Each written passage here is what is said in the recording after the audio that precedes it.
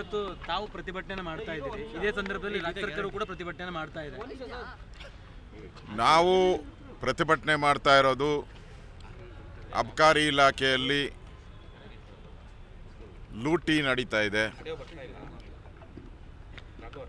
ಪ್ರತಿ wine store ಬಾರ್ಗಳು monthly fix ಆಗಿದೆ.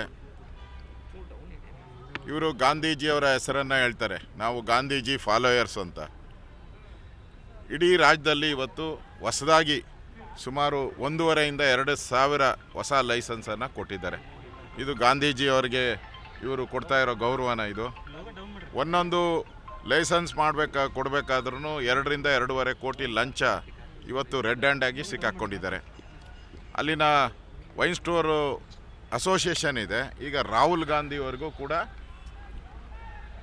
ಮನವಿಯನ್ನು ಕೊಡ್ತಾ ಇದ್ದಾರೆ, ನಿಮ್ಮ ಸರ್ಕಾರದ ಮಾನ ಮರ್ಯಾದೆ ಹೋಗ್ತಾ ಇದೆ ಅಂತ. ಪ್ರಧಾನಮಂತ್ರಿಗೆ ಕೊಡ್ತಾ ಇದ್ದಾರೆ, ರಾಷ್ಟ್ರಪತಿಗೆ ಕೊಡ್ತಾ ಇದ್ದಾರೆ, ಗವರ್ನರ್ಗೆ. ಈ ಮುಖ್ಯಮಂತ್ರಿ ಕೊಟ್ಟು ಏನೂ ಉಪಯೋಗ ಆಗಿಲ್ಲ. 6 ತಿಂಗಳಿಂದ ಮುಖ್ಯಮಂತ್ರಿಗೆ 3-4 ಬಾರಿ ಭೇಟಿ ಮಾಡಿದ್ರೂ ಕೂಡ ನಾನು ನೋಡೋಣ ಮಾಡೋಣ ಅಂತಾರೆ. ಯಾಕಂದರೆ ಇದರಲ್ಲಿ ಪಾಲು ಅವ್ರಿಗೂ ಹೋಗ್ತೈತೆ. ಮುಖ್ಯಮಂತ್ರಿಗೆ ಪಾಲು ಹೋಗಿಲ್ಲ ಅಂದರೆ ಅವ್ರು ಇಷ್ಟೊತ್ತಿಗೆ ಈ ರಾಜೀನಾಮೆ ತಗೋಬೇಕಾಯಿತು. 3 ವಿಡಿಯೋಗಳು ಬಂದಿದೆ. ಕಳೆದ 1 ವರ್ಷದಲ್ಲಿ 3 ವಿಡಿಯೋಗಳು ಬಂದಿದೆ. ಡೀಲ್ ನಡೀತಾ ಇರೋದು, ಎಷ್ಟು ರೇಟ್ ಫಿಕ್ಸಿಂಗು, ಮತ್ತು ಲೈಸೆನ್ಸ್ ಯಾವ ರೀತಿ ಹಣ ಕೊಡಬೇಕು, ಯಾರ್ಯಾರಿಗೆ, ಇನ್ಸ್ಪೆಕ್ಟ್ರಿಗೆ ಎಷ್ಟು, ಕಮಿಷನರ್ಗೆ ಎಷ್ಟು, ಮಂತ್ರಿಗೆ ಎಷ್ಟು, ಮಂತ್ರಿ ಮಕ್ಕಳಿಗೆಷ್ಟು, ಇವೆಲ್ಲ ಒಳ್ಳೆ ಸಿನಿಮಾದಲ್ಲಿ ನಡೀತಾ ಇರೋ ಥರ ನಡೀತಾ ಇದೆ. ಇಷ್ಟಾದರೂ ಕೂಡ